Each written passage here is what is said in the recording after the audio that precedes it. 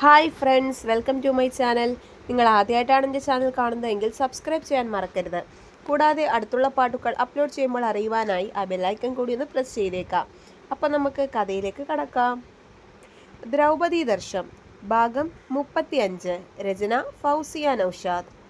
പിന്നീട് ദേവേട്ടനെ കാണുമ്പോൾ ഒക്കെ ഞാൻ ഒഴിഞ്ഞു മാറും. ഒരു വൈകുന്നേരം, മോളെ, അച്ഛനെ ഇതുവരെ കണ്ടില്ലല്ലോ. പാടത്തധികം പണി കാണും, നല്ല മഴക്കോളം ഉണ്ട്. മോളൊരു കാര്യം ചെയ്, ചായയും പലഹാരവും കൊണ്ട് കൊടുക്ക്, ക്ഷീണിച്ചിട്ടുണ്ടാവും, അമ്മ പറഞ്ഞു. അമ്മ ഇങ്ങെടുക്ക്, ഞാൻ പോവാം. ഞാൻ അച്ഛനുള്ള ചായയുമായിട്ട് പാടത്തേക്ക് നടന്നു. സന്ധ്യയായി തുടങ്ങുന്നതേ ഉള്ളൂവെങ്കിലും നല്ല മഴക്കോളുണ്ട്. അതുകൊണ്ട് മാനം ഇരുട്ടി കിടക്കുകയാണ്, വലിയ മഴ വരാൻ പോകുന്നത് പോലെ. ദൂരെ നിന്ന് ഞാൻ നോക്കി. അച്ഛൻ പാടത്ത് നിന്ന് കിളക്കുകയാണ്. മറ്റു തൊഴിലാളികളൊക്കെ വീട്ടിൽ പോയിരുന്നു. വേലായുധൻ ചേട്ടൻ ഓലപ്പുരയിൽ ധൃതിയിൽ എന്തോ കൊണ്ടിടുന്നുണ്ട്. ധാന്യങ്ങളാവും. അവിടെ മാകി ശൂന്യം. വീടുകളൊന്നുമില്ലല്ലോ പാടത്തിന്റെ അടുത്തൊന്നും. ഞാൻ അച്ഛൻ്റെ അടുത്തേക്ക് ചെന്നു. ശക്തമായ കാറ്റ്, എല്ലാം ചുട്ടരിക്കും വിധം ശക്തിയുണ്ട് അതിന്. മോളെ, നീ എന്തിനാ വന്നത്? നല്ല മഴ വരുന്നുണ്ട്, വീട്ടിലേക്ക് പൊക്കോ, അച്ഛൻ അങ്ങ് വന്നോളാം. സാരല്ല അച്ഛാ. ഞാൻ അച്ഛനൊപ്പം നിന്നു. നേരെ ഇരുട്ടി, മഴ പെയ്യാൻ തുടങ്ങി. മോളെ, പനി പിടിക്കും, നീ വീട്ടിലേക്ക് പൊക്കോ മോളെ. ഞാൻ തിരിഞ്ഞു നടക്കാൻ തുടങ്ങി. പകുതി എത്തി തിരിഞ്ഞു നോക്കിയപ്പോൾ പെട്ടെന്ന് എവിടെ നിന്നോ കുറേ ഗുണ്ടകൾ അച്ഛൻ്റെ അടുത്തേക്ക് ഓടി വരുന്നത് ഞാൻ കണ്ടു. എല്ലാവരും കൂടി അച്ഛനെ പൊതിഞ്ഞു. അയ്യോ അച്ഛാ! ഞാൻ അച്ഛൻ്റെ അടുത്തേക്ക് ഓടി. അല്പം മാറി നിന്ന് അവരെ വീക്ഷിച്ചു. എൻ്റെ അച്ഛനെ വിട് അച്ഛാ! ഞാൻ അവിടെ നിന്ന് നിലവിളിച്ചു. അവരെല്ലാം കൂടി അച്ഛനെ ബന്ധിച്ചിരിക്കുകയാണ്. മഹാദേവ ഉണ്ടായിരുന്നു. എന്താ ഇത്? നിങ്ങൾ എന്നെ വിടുന്നുണ്ടോ? എന്താ നിങ്ങളുടെ ഉദ്ദേശം? അച്ഛൻ കുതറി മാറാൻ നോക്കിയെങ്കിലും നടന്നില്ല. നിന്നോട് എത്ര വട്ടം ഞാൻ മര്യാദയ്ക്ക് പറഞ്ഞതാ എന്നോട് കളിക്കാൻ നിൽക്കരുത് എന്ന്. നീ കേട്ടില്ല. നിനക്ക് സമയം തരാം ഞാൻ. വേഗം ഈ പേപ്പറിൽ സൈൻ ചെയ്യ്. ഒരുത്തം പേപ്പറും പേനയും അച്ഛൻ്റെ അടുത്തേക്ക് കൊണ്ടുവന്ന്. വേഗം ഒപ്പിട് വിശ്വനാഥ. ഇല്ല, ഞാൻ ഇടില്ല. എന്നെ കൊന്നാലും ഈ പാടം ഞാൻ ആർക്കും വിട്ടു തരില്ല. വാശി നല്ലതല്ല, മര്യാദക്കിടടാ. അയാൾ അലറി. അച്ഛൻ അനങ്ങിയില്ല. അവർ അച്ഛനെ മർദ്ദിച്ച് അവശനാക്കി. എന്നിട്ടും അച്ഛൻ ഒപ്പിട്ടില്ല. മര്യാദയ്ക്ക് പറഞ്ഞാൽ നീ കേക്കില്ലല്ലേടാ സത്യ? അയാൾ വിളിച്ചതും ഒരുത്തം വലിയ കത്തിയുമായി വന്നു. അച്ഛാ! ഞാൻ അച്ഛൻ്റെ അടുത്തേക്ക് ഓടിയെങ്കിലും ആ കത്തി അച്ഛൻ്റെ ദേഹത്ത് അവർ കുത്തിയിറക്കി. അച്ഛാ! നിലവിളിച്ചോടി വരുന്ന എന്നെ അച്ഛനും അവരും കണ്ടു കഴിഞ്ഞിരുന്നു. മഹാദേവ് അച്ഛൻ്റെ വിരൽ പിടിച്ചു മഷിയിൽ മുക്കി പേപ്പറിൽ പതിപ്പിച്ചു. നിസ്സഹായനായി പുളയുന്ന വേദനയോടെ അച്ഛൻ താഴേക്ക് വീഴുന്നത് ഞാൻ കണ്ടു. അച്ഛാ! ഞാൻ ഉറക്കി അലറി. മോളെ, വേണ്ട, പൊക്കോ, വീട്ടിൽ പോ. അച്ഛൻ ഔഷധയിലും പറയാൻ ശ്രമിച്ചു. അവരുടെ കണ്ണുകൾ എൻ്റെ മേലെയായി. പേപ്പറിൽ സൈൻ ചെയ്ത് കഴിഞ്ഞതും ആ കത്തി ഒരിക്കൽ കൂടി അച്ഛൻ്റെ നെഞ്ചിലേക്ക് അവർ കുത്തിയിറക്കി. എൻ്റെ അച്ഛൻ, എൻ്റെ പാവം അച്ഛൻ്റെ പ്രാണം പോകുന്നത് ഞാൻ കണ്ണുകൊണ്ട് കണ്ടു ആശിയേട്ടാ. എൻ്റെ അവസ്ഥ, ഞാൻ തകർന്നു പോയി. സ്വന്തം അച്ഛൻ്റെ മരണം, അതും കൺമുന്നിൽ വെച്ച്. ഞാൻ അന്ന് മരിച്ചു. അച്ഛൻ തളർന്നു താഴേക്ക് വീണു. അവർ എന്നെ ലക്ഷ്യമിട്ടു. ഞാൻ ഓടി എവിടെയോ ആ ഇരുട്ടിൽ ഒളിച്ചിരുന്നു. അവർ അച്ഛൻ്റെ ശരീരം അവിടെ ഉപേക്ഷിച്ച് കടന്നുപോയി. ഞാൻ ഒരു പൊന്തക്കാട്ടിന് പുറകിലിരുന്ന് വായ പൊത്തി കരഞ്ഞു. എല്ലാവരും പോയെന്ന് ഉറപ്പുവരുത്തി ഞാൻ അച്ഛൻ്റെ അടുക്കലേക്ക് ചെന്നു. എൻ്റെ അച്ഛൻ ചോരയൊലിച്ച് ഒരുപാട് കുത്തേറ്റ് കിടക്കുന്നത് ഞാൻ കണ്ടു. മോളെ! അവസാനമായ അച്ഛൻ്റെ വിളി. ജീവന്റെ അവസാന തുടുപ്പും ആ ശരീരത്തിൽ നിന്ന് പോയി. ഞാൻ ആ ചേതനേറ്റ ശരീരവും കെട്ടിപ്പിടിച്ച് കരഞ്ഞു. എപ്പോഴാണ് അവിടെ ആള് കൂടിയതെന്ന് എനിക്കറിയില്ല. ആരൊക്കെയോ വന്നു. എൻ്റെ അച്ഛനെ ആശുപത്രിയിലോ എവിടെയോ അവർ കൊണ്ടുപോയില്ല. ഒരു പോലീസോ നിയമമോ കനിഞ്ഞില്ല, കണ്ണു തുറന്നില്ല. ഞങ്ങൾക്ക് ഞങ്ങൾ മാത്രമേ ഉണ്ടായിരുന്നുള്ളൂ. എനിക്കറിയാമായിരുന്നു അയാൾ എന്നെ തേടി എന്നെങ്കിലും വരുമെന്ന്. അധികം താമസിക്കാതെ തന്നെ അത് ഉണ്ടാവുമെന്ന്.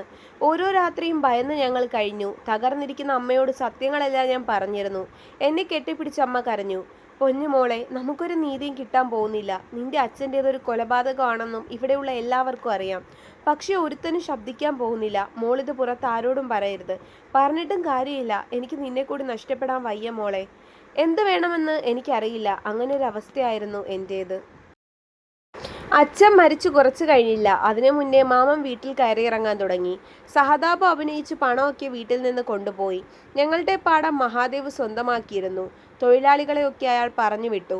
നന്ദൻ ഒരുപാട് പണം വീട്ടിൽ നിന്ന് എടുക്കാൻ തുടങ്ങിയപ്പോൾ അമ്മ അയാളെ ആട്ടിപ്പായിച്ചു. അതിനുശേഷം വീട് വിട്ട് ഞങ്ങൾ ഇറങ്ങുമ്പോൾ നാട്ടുകാരൊക്കെ ഞങ്ങളെ നോക്കി കമൻ്റ് അടിക്കാൻ തുടങ്ങി. രാത്രി നേരങ്ങളിൽ വാതിലിൽ ആരൊക്കെയോ മുട്ടി. ആൺതുണയില്ലാത്തതിൻ്റെ എല്ലാ ദുഃഖവും ഞങ്ങൾ അനുഭവിച്ചു. അയാൾ വീണ്ടും വന്നു, എൻ്റെ അമ്മയ്ക്ക് പുതിയൊരു ബന്ധവുമായിട്ട്. അമ്മ ആദ്യം കുറെ എതിർത്തു. പക്ഷെ ഞങ്ങളുടെ മേലുള്ള ശല്യം കൂടി വന്നപ്പോൾ, ഒരു ആൺതുണയില്ലാതെ അമ്മയ്ക്ക് കഴിയാൻ പറ്റില്ല എന്നുറപ്പായപ്പോൾ, അമ്മയ്ക്ക് വേണ്ടിയല്ല ഞങ്ങളുടെ സംരക്ഷണത്തിന് വേണ്ടിയാണ് അമ്മ ശ്യാമിൻ്റെ അച്ഛൻ്റെ ബന്ധത്തിന് സമ്മതിച്ചത്. പക്ഷെ നന്ദൻ ചതിക്കുകയായിരുന്നു. ശ്യാമിൻ്റെ അച്ഛൻ കുടിയേയും ചെന്നായയും ആയിരുന്നു. കല്യാണം കഴിഞ്ഞാണ് അമ്മ അതൊക്കെ അറിഞ്ഞത്. നന്ദൻ ഞങ്ങളുടെ പണമൊക്കെ സ്വന്തമാക്കി. ഈ കല്യാണത്തിൻ്റെ പേര് ശ്യാമിൻ്റെ അച്ഛൻ്റെ കയ്യിൽ നിന്നും കുറേ വാങ്ങി.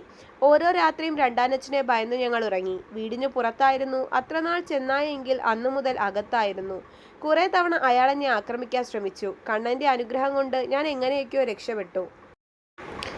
വീണ്ടും ഞാൻ സ്കൂളിൽ പോകാൻ തുടങ്ങി. കുറേ ദിവസങ്ങൾക്ക് ശേഷമായിരുന്നു. ദേവേട്ടൻ എന്നെ കണ്ട് ഓടി വന്നു. മാളു, നീ എവിടെയായിരുന്നു? നിന്റെ അച്ഛനെന്തോ അപകടം പറ്റിയെന്ന് കേട്ടു. എന്തായിരുന്നു? ഹാർട്ട് അറ്റാക്ക് ആണെന്ന് അച്ഛൻ പറയുന്നത് കേട്ടു. എനിക്ക് ചിരിയാണ് വന്നത്. ആരും എന്താ കൊലപാതകമാണെന്ന് പറയാത്തത്?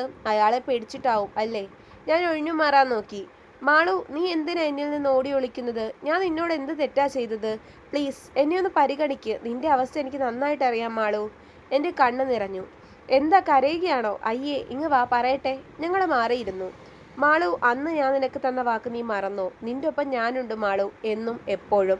നിന്നെ സംരക്ഷിക്കാൻ ഞാനുണ്ടാവും. നിന്റെ അച്ഛൻ്റെ നഷ്ടം വലിയൊരു കുറവാണെന്നറിയാം. പക്ഷെ നീ വിഷമിക്കേണ്ട, കാരണം ഞാൻ നിന്റെ ഒപ്പം ഉണ്ട്, എന്തിനും ഏതിനും. ദേവേട്ടൻ എനിക്ക് നൽകിയ ധൈര്യം കുറച്ചൊന്നും ആയിരുന്നില്ല. വീട്ടിൽ നടക്കുന്ന കാര്യങ്ങളോ അച്ഛൻ യാഥാർത്ഥ്യത്തിൽ എന്താണ് സംഭവിച്ചതെന്നോ ഞാൻ പറഞ്ഞില്ല. ഞാൻ കുറേയൊക്കെ പഴയ പോലെ ആയി. ദേവേട്ടൻ എന്നെ സ്കൂളിലേക്ക് കൊണ്ടുവിടുകയും തിരിച്ചു കൊണ്ടാക്കുകയും ചെയ്തു. ശരിക്കും അന്ന് ഞാൻ ഭയങ്കര ഡൗൺ ആയിരുന്നു. അച്ഛൻ്റെ മരണം മുന്നിൽ കണ്ട ഷോക്ക് മാറിയിരുന്നില്ല. ദേവേട്ടൻ ഇല്ലായിരുന്നെങ്കിൽ ഞാൻ എൻ്റെ ജീവിതം തന്നെ എന്നെ അവസാനിപ്പിച്ചേനെ. പഴയ പോലെ ഇല്ലെങ്കിലും ഞങ്ങൾ തമ്മിൽ അടുത്തു. ദേവേട്ടനൊപ്പം ഞാൻ അമ്പലത്തിൽ പോയി. പല ദിവസങ്ങളിലും വീട്ടിലൊന്നും ഉണ്ടാക്കില്ല. ദേവേട്ടൻ്റെ പാത്രത്തിൽ നിന്നും ഞാൻ കഴിക്കാൻ തുടങ്ങി. എന്നെ കഴിയുന്ന പോലെ ഒക്കെ സന്തോഷിപ്പിക്കാൻ ദേവേട്ടൻ ശ്രമിച്ചുകൊണ്ടിരുന്നു. ഒരു ദിവസം ദേവേട്ടൻ എന്നെ വീട്ടിൽ കൊണ്ടുപോകാമെന്ന് പറഞ്ഞു. ഞാൻ വേണ്ടെന്ന് പറഞ്ഞതാ. പക്ഷേ ദേവേട്ടൻ പറഞ്ഞു അച്ഛനും അമ്മയും ഒക്കെ എന്നെ അറിയാം, അച്ഛൻ എന്നെ ഒന്ന് കാണണമെന്ന്. അത് മഹാദേവ് ആയിരിക്കുമെന്ന് ഞാൻ സ്വപ്നം പോലും കണ്ടതല്ല. അങ്ങനെ അമ്മയോട് ഞാൻ രഹസ്യമായി പറഞ്ഞു. വേണ്ട മോളെ, അപകടമാണ്. ഇന്ന് നിന്നെ കൂടെ നഷ്ടപ്പെടുത്താൻ അമ്മയ്ക്ക് വയ്യ. ഇല്ല അമ്മ, ദേവേട്ടൻ ഉറപ്പ് വന്നിട്ടുണ്ട്. ദേവേട്ടനെ വിശ്വസിക്കാം നമുക്ക്. ദേവേട്ടൻ ചതിക്കില്ല. അമ്മയെ എങ്ങനെയോ സമ്മതിപ്പിച്ച് ഞാൻ ദേവേട്ടനൊപ്പം ഇറങ്ങി. അവിടെ നിന്നാണ് ഇന്നാള് പറഞ്ഞ ചതി ആരംഭിക്കുന്നത്. മഹാദേവ് വിരിച്ച രണ്ടാമത്തെ കെണിയായിരുന്നു അത്. ഞാനും ദേവേട്ടനും മുന്നേ ഒക്കെ ഒരുമിച്ച് പോകുന്നത് അയാൾ വീക്ഷിച്ചിരുന്നു. ഞാൻ വിശ്വനാഥന്റെ മകളാണെന്ന് അറിഞ്ഞിട്ട് മനഃപൂർവ്വം അയാൾ ഒരുക്കിയ കെണിയിൽ ഞാൻ ചെന്ന് വീണു. അവിടെ വെച്ചാണ് വീടിന് തീയിടുന്നതും ദേവേട്ടൻ നിലവിളിക്കുന്നതും വീട്ടിലേക്ക് ഓടി കയറുന്നതും പൊള്ളലേൽക്കുന്നതും ഒക്കെ. ശിവാനി കഥ പറഞ്ഞു നിർത്തി. ആഷി കണ്ണു തുടയ്ക്കുകയാണ്. തുടരും. അപ്പോൾ നിങ്ങൾക്ക് എൻ്റെ കഥ ഇഷ്ടമായെങ്കിൽ ലൈക്ക് ചെയ്യാനും ഷെയർ ചെയ്യാനും കമൻറ്റ് ചെയ്യാനും മറക്കണ്ട. നന്ദി.